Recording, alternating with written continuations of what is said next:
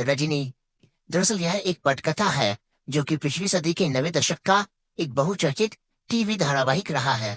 इस पाठ में रजनी नाम की एक स्त्री वर्तमान समय की शिक्षा संबंधी समस्या की ओर हमारा ध्यान आकर्षित करती है। तो चलिए दोस्तों, शुरू से इस पाठ को समझने की कोशिश करते हैं। रजनी लीलाबेन के घर जाती है और उससे बाजार चलने के लिए कहती है। तभी लीला उसे बताती है कि आज उसके बेटे अमित का रिजल्ट आ रहा है, इसलिए वह घर पर ही रहेगी। फिर रजनी उसे मिठाई तैयार रखने को कहती है क्योंकि अमित बहुत होशियार लड़का है। अमित के लिए भी रजनी आंटी हीरो है। तभी अमित स्कूल से आता है। उसका चेहरा एकदम उतरा हुआ है। वह रिपोर्ट कार्ड को अपनी माँ की तरफ फेंकते हुए कहता है कि मैंने पहले ही गणित का ट्यूशन लगवाने को कहा था। ट्यूशन ना करने की वजह से उसे गणित में केवल 72 अंक मिले हैं। फिर लीला अमित से कहती है कि तुमने तो सारे सवाल ठीक किए थे और तुमने घर पर आकर अपने पापा के सामने सारे सवाल करके भी दिखाए थे। तुम्हें तो 95 नंबर जरूर मिलने चाहिए थे।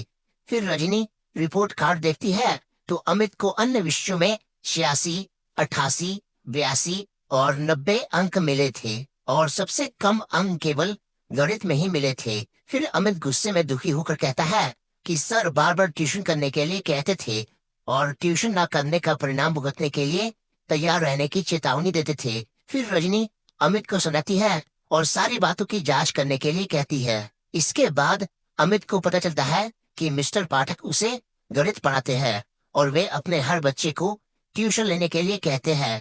अमित ने हाफ ईयरली में 96 नंबर पाए थे। फिर अध्यापक ने उससे ट्यूशन रखने का अनुरोध किया। फिर रजनी अमित को सुनाती है कि उसे अध्यापक से लड़ना चाहिए क्योंकि यह सारी बदमाशी उस अध्यापक की है। और फिर रजनी अमित से कहती है कि वह कल स्कूल जाकर उसके अध्यापक से मिलेगी। तभी अमित डरकर उन्हें जाने से रोकता है। फिर लीला भी डर जाती है कि इस कारण कहीं स्कूल वाले उसे आगे भी परेशान ना करे। फिर रजनी उन्हें सुनाती है और अगले दिन स्कूल जाने का संकल्प लेती है। इसके बाद रजनी अमित के स्कूल के हेडमास्टर से मिलने उनके ऑफिस गई और अमित सक्सेना की गणित की कॉपी देखने की अनुमति मांगी। तो हेडमास्टर ने कहा कि वार्षिक परीक्षा की कॉपियों को दिखाना स्कूल के नियम के विरुद्ध है। फिर रजनी कहती है कि अमित ने गणित में पूरा पेपर ठीक किया था लेकिन उसे केवल 72 अंक ही मिले हैं। वह केवल देखना चाहती है कि गलती किसकी है, अमित की या फिर एग्जामिनर की। हेडमास्टर फिर भी कॉपी ना दिखाने पर अड़ा रहता है और अमित को दोषी बताते हुए कहता है कि बच्चे तो हमेशा पेपर अच्छा गया है होने की बात ही कहते हैं। फिर रजनी कहती है कि अमित का पिछला रिजल्ट बहुत बढ़िया है, इस बार उसके नंबर किस बात के लिए काटे गए। हेडमास्टर दोबारा जब नियमों के बारे में कहते हैं तो रजनी व्यंग करते हुए कहती है कि यहाँ होशियार बच्चों को भी ट्यूशन देने के लिए मजबूर किया जाता है। फिर हेडमास्टर ट्यूशन के बारे में बताता है कि यह टीचर्स और स्टूडेंट्स का आपसी मामला है। यह बात सुनकर रजनी उस हेडमास्टर को कुर्सी छोड़ने के लिए कहती है ताकि ट्यूशन के काले धंधे को रोका जा सके। फिर हेडमास्टर काफी गुस्सा होकर रजनी को वहां से चले जाने को कहते हैं। इसके बाद शाम के समय रजनी का पति रवि घर आता है तो रजनी उसे चाय देते हुए सारी बात बताती है। इस पर रवि उसे सुनकर यह धंधा, तुम्हें क्या परेशानी है, तुम्हारा बेटा तो अभी पढ़ने नहीं जा रहा। इस बात पर रजनी काफी गुस्सा हो जाती है और कहती है कि अमित के लिए आवाज क्यों नहीं उठानी चाहिए। रजनी कहती है कि अन्याय करने वाले से अधिक दोषी अन्याय सहने वाला होता है। वह रवि से कहती है कि अमित, लीलाबेन और तुम्हारे जैसे लोगों के कारण ही इस देश में कुछ नहीं बदलता। इसके बाद रजनी और 3-4 अन्य लोग डायरेक्टर ऑफ एजुकेशन के दफ्तर के बाहर बैठकर उनसे मिलने का इंतजार कर रहे थे। मिलने का समय समाप्त होता देख वह बेचैन होने लगती है।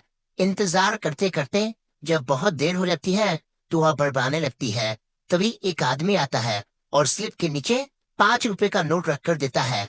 तभी चपरासी उसे तुरंत डायरेक्टर से मिलने अंदर भेजता है।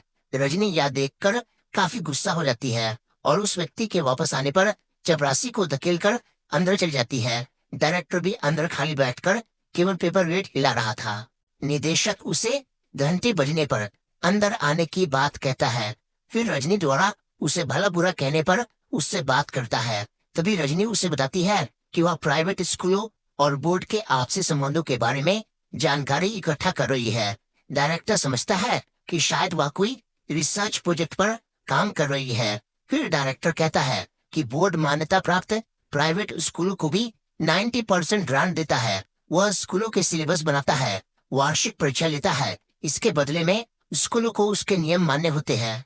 इस पर रजनी कहती है कि प्राइवेट स्कूलों में ट्यूशन के धंधे के बारे में आपका क्या विचार है। फिर निदेशक कहता है कि इसमें धंधे जैसी कोई बात नहीं है। कमजोर बच्चों के माता पिता अपने बच्चों को ट्यूशन दिलवाते हैं, यह कोई मजबूरी नहीं है। इस पर रजनी उसे बताती है कि होशियार बच्चों को भी ट्यूशन लेने के लिए मजबूर किया जाता है। अगर ट्यूशन ना ली जाए तो उसके नंबर कम कर दिए जाते हैं। हेडमास्टर ऐसे टीचर के खिलाफ एक्शन लेने से मना करता है। क्या आपको ऐसे रैकेट बंद करने के लिए दखल अंदाजी नहीं करनी चाहिए। इस पर निदेशक कहता है कि आज तक कोई शिकायत नहीं आई है। फिर रजनी व्यंग करती है कि बिना शिकायत के आपके पास कोई जानकारी नहीं होती। क्या शिकायत के बिना वे इस काले धंधे को नहीं रोक सकते। निदेशक द्वारा व्यस्तता का तर्क देने पर वह उसे कहती है कि मैं आपके पास शिकायतों का ढेर लगवाती हूँ।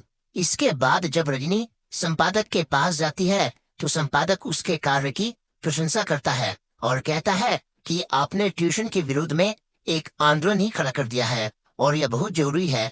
फिर रजनी काफी जोश में कहती है कि आप हमारा साथ दीजिए और इसे अपने समाचार पत्र में स्थान दीजिए। इससे यह बात सीमित लोगों तक ही नहीं रहेगी, इससे कई सारे अभिभावकों को राहत मिलेगी और बच्चों का भविष्य। संपादक रजनी की भावनाएं समझकर उसका साथ देने का वादा करता है और सारी बातें नोट करके एक आकर्षक समाचार बनाता है। फिर रजनी काफी खुश हो जाती है और उसे बताती है कि 25 तारीख को पेरेंट्स की मीटिंग की जा रही है। यह सूचना अखबार में जरूर दी जाए ताकि सब लोगों को सूचना मिल जाए। इसके बाद एक हॉल में पेरेंट्स की मीटिंग का आयोजन होता है। बाहर बैनर लगा हुआ है। बड़ी संख्या में लोगों के आने से पूरा हॉल भरा हुआ है। प्रेस के लोग भी आते हैं। फिर रजनी काफी उत्साह में सबको संबोधित करते हुए कहती है, आपकी बड़ी संख्या में उपस्थिति से हमारी मंजिल हमें तुरंत ही मिल जाएगी। कुछ बच्चों के लिए ट्यूशन जरूरी है क्योंकि कुछ बच्चों की माँ उन्हें पढ़ा नहीं सकती और कुछ बच्चों के पिता घर के काम में मदद नहीं करते। तभी टीचर्स के एक प्रतिनिधि ने बताया कि उन्हें कम वेतन मिलता है, इसलिए उन्हें ट्यूशन से ही गुजारा करना पड़ता है। कई जगह पर तो उन्हें कम वेतन देकर अधिक वेतन पर हस्ताक्षर करवाए जाते हैं। इस बारे में हमारा मानना है कि वे संगठित होकर आंदोलन चलाए और अन्याय का खुलासा करे। हम यह नियम बनाए कि स्कूल का टीचर अपने स्कूल के बच्चों का ट्यूशन नहीं करेगा। इस नियम को तोड़ने वाले टीचर के खिलाफ सख्त कार्यवाही की जाए। फिर सभा में उपस्थित लोग उसकी इस बात का समर्थन करते हैं और सभा में तालियों की गड़गड़ाहट गूंज उठती है। इसके बाद रजनी का पति रवि अखबार पढ़ते हुए बताता है कि बोर्ड ने तुम्हारे प्रस्ताव को स्वीकार कर लिया है। यह सुनकर रजनी बहुत खुश हो जाती है।